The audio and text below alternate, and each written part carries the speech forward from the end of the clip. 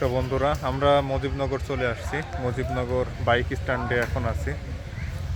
তো এরা বাইকের যে স্ট্যান্ড করছে, প্রচুর বাইক এসছে, এই যে প্রচুর বাইক, এবং এই যে একটা গরুর গাড়ি নিয়েও একটা দল আসছে। গরুর গাড়ি দুইটা দেখতেছি, আর প্রাইভেট কারও আছে অনেকগুলা। তো এই যে বন্ধুরা, আমরা এখন মুজিবনগর প্রবেশ করব। এই যে মুজিবনগরের প্রবেশ পথটা এইদিকে। আমরা মুজিবনগরের ভিতরে প্রবেশ করেছি। চারিদিকে শুধু আম গাছ আর কিছু স্থাপনা আছে। স্থাপনাগুলো সবগুলা ঘুরে ঘুরে দেখাবো। আজ ঈদের পরের দিন হওয়ায় এখানে প্রচুর মানুষের ঢল। এই যে দেখেন, বাগানের মধ্যে প্রচুর মানুষ, এবং অনেকেই খেলাধুলা করতেছে এখানে। এই যে এখানে যে স্তম্ভগুলো দেখতে পাচ্ছেন, এইগুলার বিস্তারিত এই যে এই সাইনবোর্ডে এখানে দেওয়া আছে।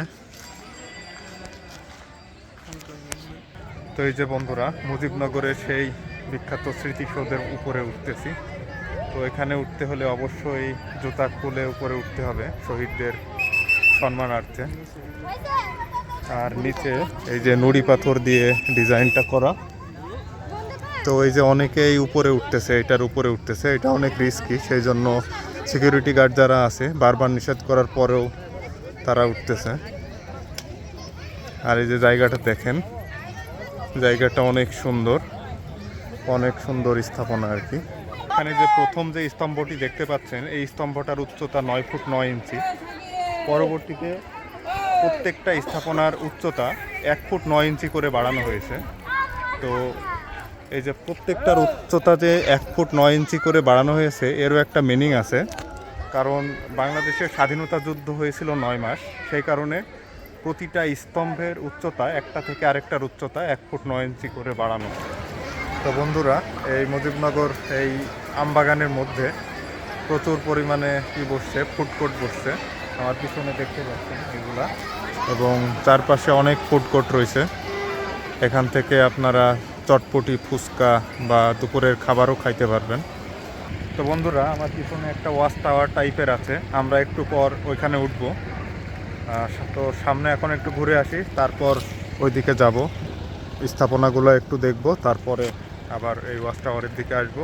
এসে ওয়াচ টাওয়ারে উঠে পুরা মুজিবনগর যেই আমবাগানটা আছে সেটাকে দেখাবো। তো বন্ধুরা, আমার পিছনে যে স্থাপনাটা দেখছেন, একজন মুক্তিযোদ্ধা তার অস্ত্রটা উঠিয়ে দাঁড়িয়ে আছে, এবং ওইখানে নিচে লেখা ছিল জয় বাংলা। তো সরকার পতনের পর ওই জয় বাংলা থেকে বাংলাটাকে উঠিয়ে দেওয়া হয়েছে, এবং জয়টা এখনও আছে। হাস্যকর ব্যাপার। তো এই যে এটা দেখায়, এই যে জয়টা আছে, বাংলাটা উঠিয়ে দেওয়া হয়েছে। আর সেখান থেকে আকাশটাকে দেখুন কত পরিষ্কার লাগছে, অসাধারণ ভিউ পাওয়া যাচ্ছে আকাশের একটা। তো এই যে বন্ধুরা, এখানে দুইটা ওয়াচ টাওয়ার রয়েছে, এই যে এই পাশে একটা এবং এই পাশে একটা। আমরা একটাতে উঠবো, উঠে আপনাদের ডিটেলস দেখাবো। আর পুরো বাংলাদেশের ম্যাপ দেওয়া আছে, ম্যাপটাকেও দেখাবো। তো বন্ধুরা, এখানে পুরো বাংলাদেশের ম্যাপটাকে সংক্ষিপ্ত আকারে উপস্থাপন করা আছে। আর পিছনের এই যে পানির জায়গাটুকু দেখছেন, এইটা বঙ্গোপসাগরকে রিপ্রেজেন্ট করে।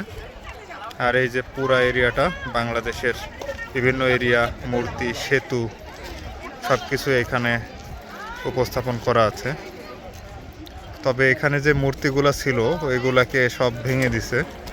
তো বন্ধুরা, আমরা এই যে ওয়াচ টাওয়ারের উপরে উঠতেছি।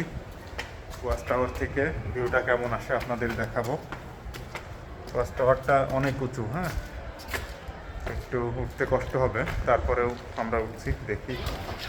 তো এই যে বন্ধুরা, এখানে বাংলাদেশের ম্যাপটাকে সুন্দর করে উপস্থাপন করা রয়েছে। আর এই যে নিচে যে পানির অংশটুকু দেখছেন, এটা বঙ্গোপসাগর। আর ভিতরে যে শিরার মতো জায়গাগুলো আছে, এগুলো সব বাংলাদেশের নদীগুলো ছিল। একটা সময় এই খালি জায়গাগুলোতেও পানি ছিল, বাট এখন রক্ষণাবেক্ষণের অভাবে এইভাবে পড়ে আছে। এই যে সাইড দিয়ে ঘুরে ঘুরে দেখার জন্য জায়গা করে দেওয়া হয়েছে, উপর দিয়ে আপনারা সাইড দিয়ে ঘুরে ঘুরে দেখতে পারবেন জায়গাগুলা। ওই যে ওই পাশে আরেকটা ওয়াচ টাওয়ার আছে।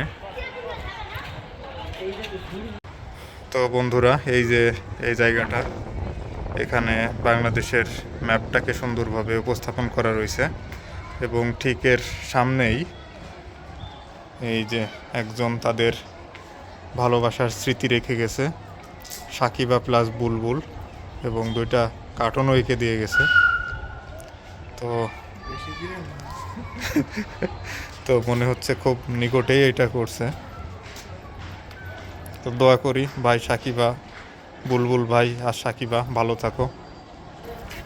তো এই যে বন্ধুরা, আমার পিছনের যে স্তম্ভগুলো দেখতে পাচ্ছেন, এখানে বাংলাদেশের মুক্তিযুদ্ধের পরে পাকিস্তানি বাহিনী যে আত্মসমর্পণ করেছিল, সেই আত্মসমর্পণের স্মৃতিগুলো ধরে রাখার জন্য এখানে প্রতিটি মূর্তি তৈরি করে রাখা হয়েছে। এই মূর্তিগুলো আমি আপনাকে দেখাচ্ছি।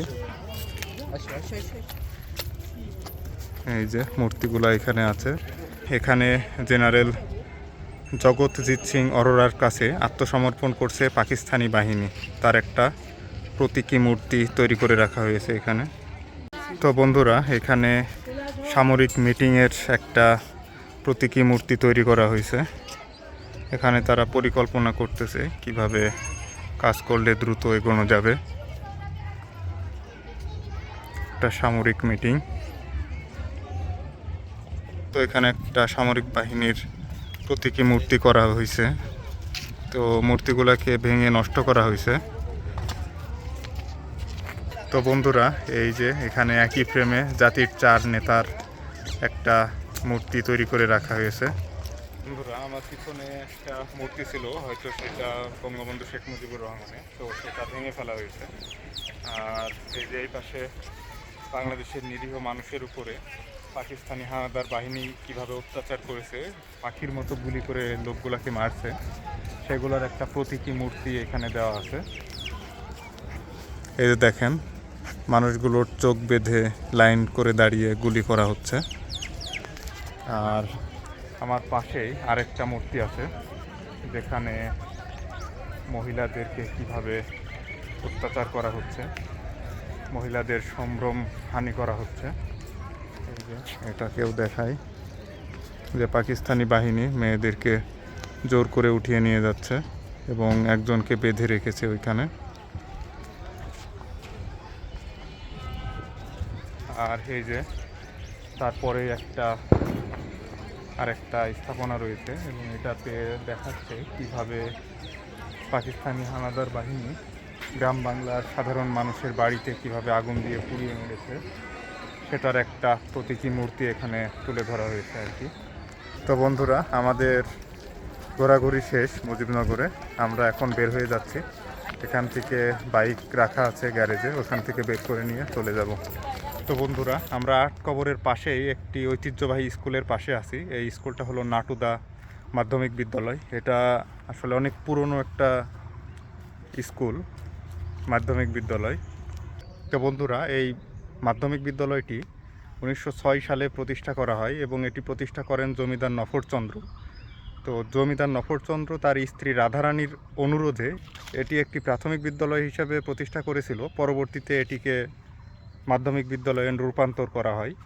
তো এখন মোটামুটি এটার এই অবস্থায় আছে। এটা অনেক পুরনো একটা বিদ্যালয়। এটার মাঠটা অনেক বড়। এই যে দেখেন বন্ধুরা, অনেক বড় একটা মাঠ। তো বন্ধুরা, 1906 সালে স্থাপিত এই বিদ্যালয়টি আজও কালের সাক্ষী হয়ে দাঁড়িয়ে আছে নাটুদা চুয়াডাঙ্গার বুকে।